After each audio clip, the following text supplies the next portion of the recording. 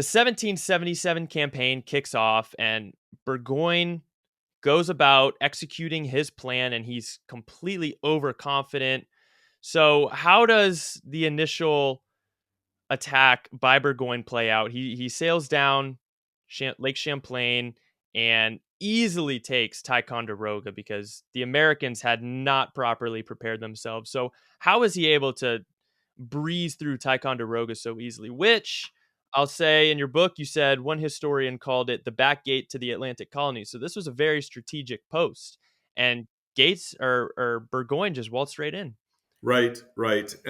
He does, and I'm not. I'm pretty critical of the American commander there, Sinclair, General Mm-hmm. Sinclair. You are. Um, Granted, he is given a tough job. I mean, there's no doubt about it. The people before him had not done a good job preparing, and then he's thrown in 2.5 weeks before, 3 weeks, something like that, before Burgoyne shows up. So he's not given a whole lot of time to fix the problem. But he certainly could have prepared for the ultimate evacuation, which he does not do. So I mainly criticize him for the botched evacuation, which was just a disaster. But anyway, when Burgoyne gets there, he finds that a hill that dominates Ticonderoga has been totally ignored by the Americans. This is after both Gates and Kosciuszko had recommended that the Americans occupy that particular hill, and the hill dominates Fort Ticonderoga. So if you can get artillery up to that hill, then you basically dominate. You basically taken This is Ticonderoga. Mount Defiance, right? This is Mount Defiance, right? And today you can go to the top of that. You can hike to the top of Mount Defiance, and you can just look right down into the fort. And that, of course, that's what the Brits do. The Brits spot that. They spot this mistake, and they drag cannon. Brilliant, just a wonderful feat of both military engineering and just stick-to-itiveness. And they drag an artillery battery up to the top, and almost overnight, Sinclair basically loses his nerve because of that and orders the evacuation of the fort. The evacuation is a total disaster. They leave behind all these supplies and weaponry and ammunition and powder and everything else. It's a totally botched evacuation, but Burgoyne is able to basically occupy Ticonderoga within just a couple days. And in his original plan, he figured that Ticonderoga would be the toughest part of his campaign. So he seizes Ticonderoga after a 2-3 day siege, and without losing anybody, without almost firing a shot. Now, there are some shots fired. There are a few casualties, but they're very minimal on both sides. And so, he's just overjoyed. This is fantastic. So he thinks he's going to be able to waltz down to Albany with no problem whatsoever.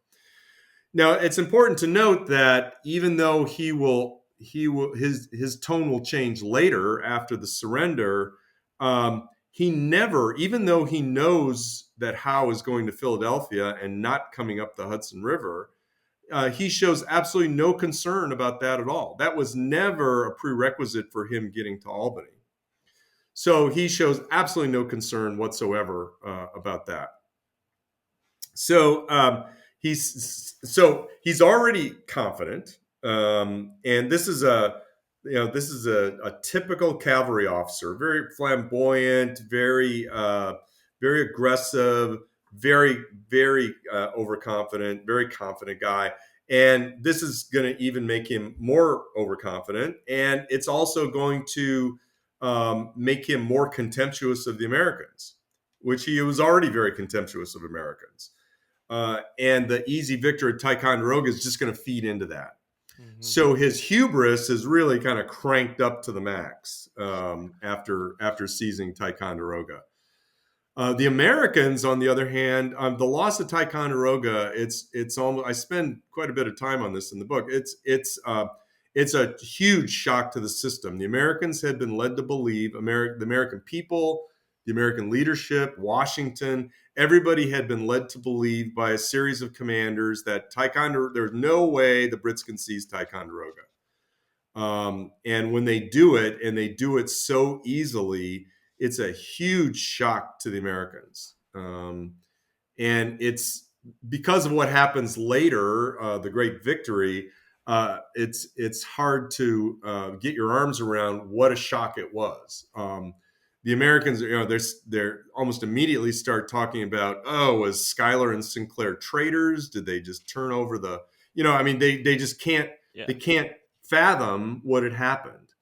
And then there's, of course, total panic in New England. The New England governors are panicking. The New York, the New York assemblies, everybody's panicking now after that. And Schuyler, the messages that the commander of the Northern Department is sending back to the commander in chief, Washington, and Congress, indicate a guy who is totally out of his depth and a guy who is panicking, just like everybody else. Yeah. And that's certainly not something that's going to raise the optimism of Washington and Congress. Yeah. The fall of Ticonderoga really gives Burgoyne such a false sense of confidence, and the British as a whole. I know there's a pretty funny anecdote in your book that you talk about where King George receives the letter that the British have seized Ticonderoga. He bursts into his wife's chamber saying, "We did it. We beat the Americans." And it's funny because he receives this letter, weeks after the fact, and the situation had completely changed. So it's funny to see his enthusiasm and excitement when in real time the situation had significantly deteriorated at that point. Yes, that goes back to that tyranny of distance. He gets Yep. he gets the news of Ticonderoga in late August, and he assumed, like Germain as well, he assumed that, well, everything went swimmingly after seizing Ticonderoga, of course. But at the time he received it, Burgoyne has already lost the Battle of Bennington. The Americans have turned things around. They've resisted the siege of Fort Stanwix, and so things are looking up for the Americans, and things are not looking well for Burgoyne by that point. For sure. But reading the book, whenever I read history from the American Revolution or any through any war in American history, I always get filled with so much pride to look back at my ancestors and how valiantly they fought throughout history to achieve and gain freedom, to defend it, to defend independence. And I really felt that here because they're completely humiliated and defeated at Ticonderoga. But despite this, as they are retreating back to Albany, south to Albany, they're still fighting with so much valor. And the subsequent battles, they are not easily defeated. And they inflict some heavy casualties on the British. So walk me through the retreat. And even though they were just absolutely brutally humiliated at Ticonderoga, you have the Battle of Hubbardton and Skenesborough. Am I pronouncing that correctly? Skenesboro, yeah. Skenesborough. You have the two conflicts there where, they're still getting pushed back, but they're still fighting very strongly. Mm-hmm. Yeah, yeah, and I think that again, it goes to leadership. Sinclair he's just not a good leader, and hence the disaster at Ticonderoga. But at the Battle of Hubbardton, which was basically the rear guard of the garrison trying to escape, the rear guard fighting the British pursuit, basically Yeah. halting the British pursuit. The British won that battle, but the Americans stopped the pursuit Yeah. and They allowed everybody else to get away. they were called the rear guard that saved America. Yes, in fact, there's a book out with almost that title. the battle that saved America. I think that's a bit overblown, but it's a, Poetic. It's it poetic. was really an important battle. Tiny, teeny battle. No one's ever heard of it, or very few people have heard of it. But it was really important because, as you mentioned, one thing that, I mean, people have asked me. I remember somebody asked me, "What are your 5 big takeaways from the Saratoga campaign?" And one of them, and I guess it shouldn't have surprised me, um, because I led American soldiers for 30 years in the Army, was just the resilience, their ability to bounce back. It was just amazing to me. You're right; they're totally humiliated, and almost all those soldiers that escaped Ticonderoga and were on that humiliating retreat. Uh, um, and the botched evacuation and all the stuff that went with that. Most of those guys were guys who fought the big battles at Saratoga. They were there at Saratoga at the end to win it. And they fought at Hubbardton. They fought at Skeensboro. They fought at Fort Anne. They fought at the Battle of Bennington, which was almost an entire militia operation. Not entirely, but almost. Vast majority of the folks there were militia.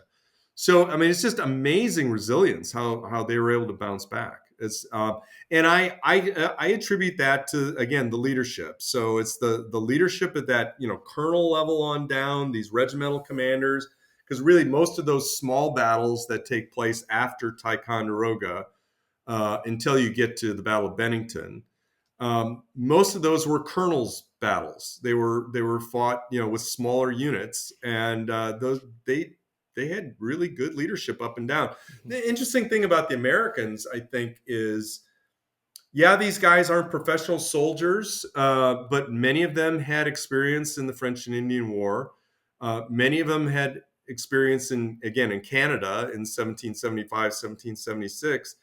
And a lot of these American leaders were kind of, again, these natural leaders, these guys who had been maybe councilmen or assemblymen, or they had been mayors or something like that.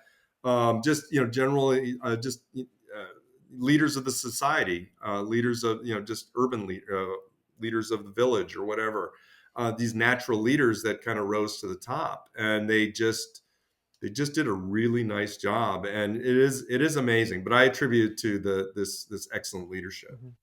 But also to mention what they were fighting for, because the British are basically fighting for money.